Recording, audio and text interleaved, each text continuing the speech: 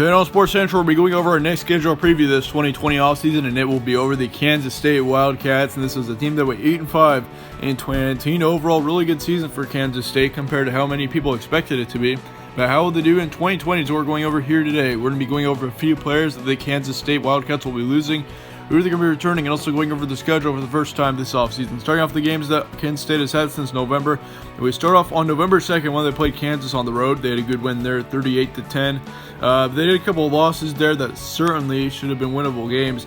They lost to Texas on the road, 24-27, but the inexcusable one here would be that West Virginia game. They lost that one 20-24, and West Virginia being a team that was one of the worst in the Big 12 last season, that could have been a win that definitely could have leaped them a couple of bowl games, certainly, because then they could have gotten to 9-3 at the end of the regular season. That would have helped them a whole lot.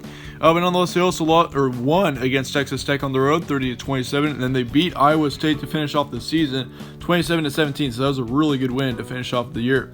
They also had that Navy game, that bowl game. They ended up losing that one, 17-20, and certainly, Navy being a team that was really good last season. That Kansas State team had a big challenge that day, but they kept it really close against Navy, so that certainly was good. But yeah, moving on, we see they were 5-2 between September and October. And they were on a little bit of a decline between November and the last parts of the season. They were 3-3 between November and the postseason. But once again, really good season for Kansas State overall. They were 8-5. And moving on to returning production, we see that they returned their starting quarterback, Skylar Thompson. That's going to be a big return. He had over 2,300 yards of offense last season, along with 12 touchdowns and 5 interceptions. He actually had 400 yards of rushing along with that, with an additional 11 touchdowns. So really, he had an overall total of about 23 touchdowns.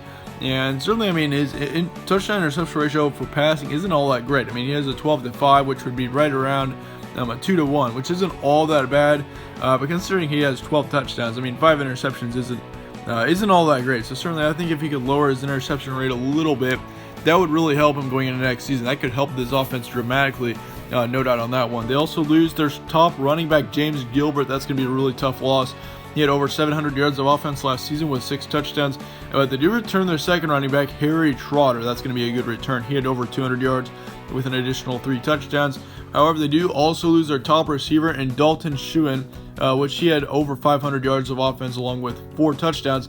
Certainly. They're losing their top running back and wide receiver in this situation. So that's going to be really tough to deal with. But certainly, the good thing is for the receiving corps is that they do return their second wide receiver, Malik Nowels. He had 467 yards along with 3 touchdowns.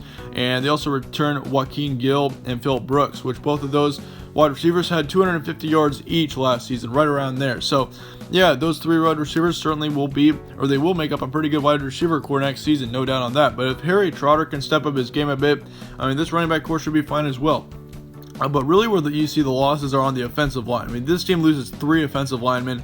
That's going to be really tough to deal with. They also lose 2 defensive linemen and 1 linebacker, as well as 2 in the secondary. So they do lose 5 starters on the defense. That's going to be really tough to deal with. And certainly for most teams, you'll see 4, maybe sometimes 5 losses on the defense or per position. But yeah, certainly this defense is going to struggle a little bit next season. I think that'll be a bit of the weak spot for Kansas State heading into 2020.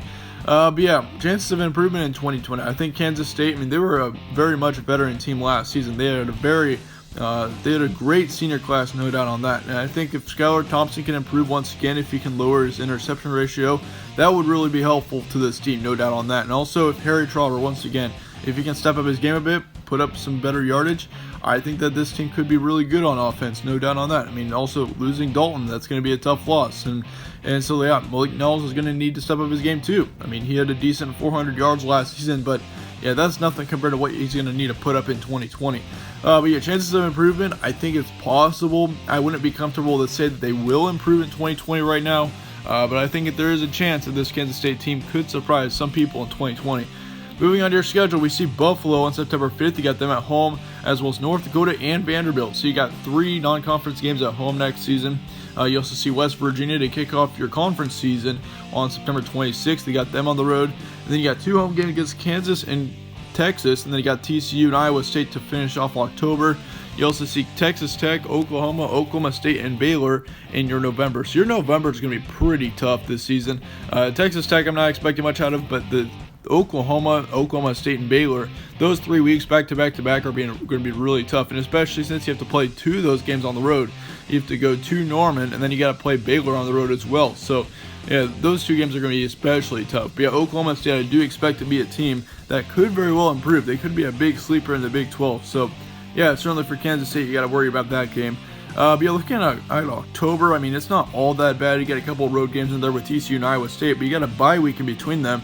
Yeah, so overall, here's what I'm expecting. I'll give you 4 guaranteed wins for Kansas State right now. Once again, in our schedule previews, we'll only give you just a couple games. In our official predictions, we'll give you everyone. But yeah, I'm going to give them guaranteed wins against Buffalo, North Dakota, Vanderbilt, and Kansas. Those 4 games, I do expect Kansas State to have no problem with.